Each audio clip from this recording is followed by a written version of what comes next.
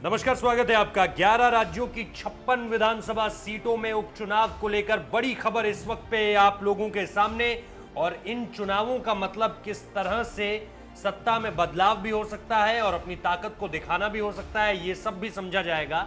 सबसे बड़ी बात यह है कि इन राज्यों में, जिन राज्यों में उपचुनाव होने हैं, उनमें एक राज्य का नाम मध्य प्रदेश भी है।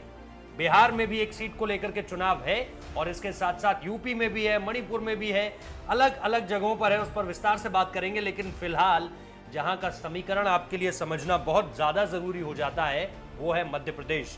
मध्य प्रदेश में बीते एक साल में, और ये जो होली बीती, इस होली के दौरान ही किस तरह से सत्ता परिवर्तन हुआ, हमने वो बहुत अच्छे तरीके से देखा, बहुत डिटेल में आप लोगों को भी समझाया।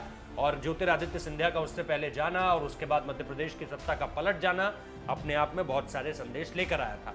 लेकिन अब उपचुनाव होने हैं, और उपचुनाव क्योंकि 3 तारीख को होंगे, 10 तारीख को नतीजे आ जाएंगे, तो उसके बाद जो समीकरण बैठ रहा है वो ये कि अगर बीजेपी को अपनी सत्ता को बचाए रखना है, अपनी सरकार को बचाए रखना है, तो कम से कम जो रिक्वायरमेंट है वो 9 सीटों की होगी। यानी 9 सीटों में अगर बीजेपी जीत हासिल करती है, उससे आगे जितना भी मिले वो बोनस होगा 27 में से कुल, लेकिन 9 तो कम से कम चाहिए होंगी। अगर चाहते हैं मामा कि मैं मुख्यमंत्री बना रहा हूं, यानी शिवराज सिंह चौहान अगर चाहते हैं कि वो मुख्यमंत्री बने रहें, तो 9 सीटों की जरूरत होगी।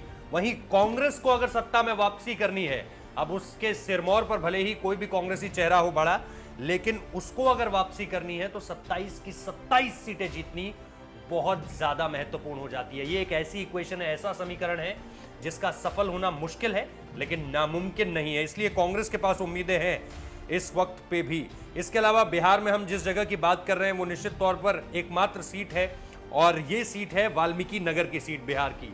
और इससे खबरें ये निकलकर सामने आ रही हैं, अभी पुख्ता नहीं है, सूत्रों के अनुसार ये बात सामने निकल कर आ रही है कि यहीं से डीजीपी गुप्तेश्वर पांडे, जी हां, सुशांत सिंह राजपूत के रिया चक्रवर्ती को लेकर जो कोल्ड वॉर टसल सामने निकल कर आई थी, वहां से ये लड़ सकते हैं।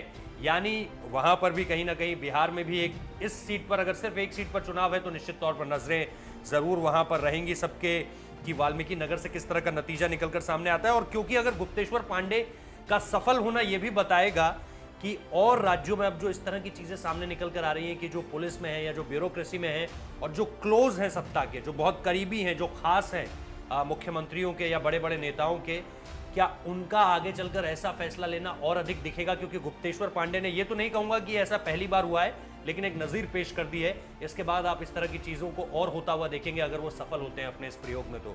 लेकिन सबसे अहम, जैसा हम आपको बार बार बता रहे हैं कि मध्य प्रदेश बहुत ज्यादा अहम है, क्योंकि वहां पर जो खाली सीटों पर उपचुनाव की घोषणा हुई है। उसके बाद इसमें अगर हम थोड़ा सा सीट्स को लेकर आपको बताएं, विधानसभा में सदस्यों की कुल संख्या जो है वो 230 है, इसमें ही 28 सीटें खाली हैं। वर्तमान में बीजेपी के पास 107 है, कांग्रेस के पास 88 है, बीएसपी के पास 2 है और सपा के पास 1 है, निर्दलीय 4 विधायक है। उपचुनाव के बाद किसी भी दल को सत्ता में बने रहने के लिए 116 विधायकों की जरूरत पड़ेगी। बीजेपी को सत्ता में बने रहने के लिए 9 विधायकों की जरूरत है, कांग्रेस को 28 विधायकों की जरूरत है। ऐसे में दोनों दल चुनाव में जीत के लिए निश्चित तौर पर जोर लगा रहे हैं। तो उपचुनावों को लेकर जो सारी बड़ी कवरेज है उसमें सबसे अहम मध्य प्रदेश ही होगा, क्योंकि यहां पर कहीं ना कहीं बहुत कुछ डिपेंड करेगा इन चुनावी नतीजों पर, 10 तारीख के नतीजों पर, क्योंकि इससे सत्ता में परिवर्तन आप देख सकते हैं। फिलहाल इस वीडियो में इतना ही, इजाजत दीजिए, नमस्कार।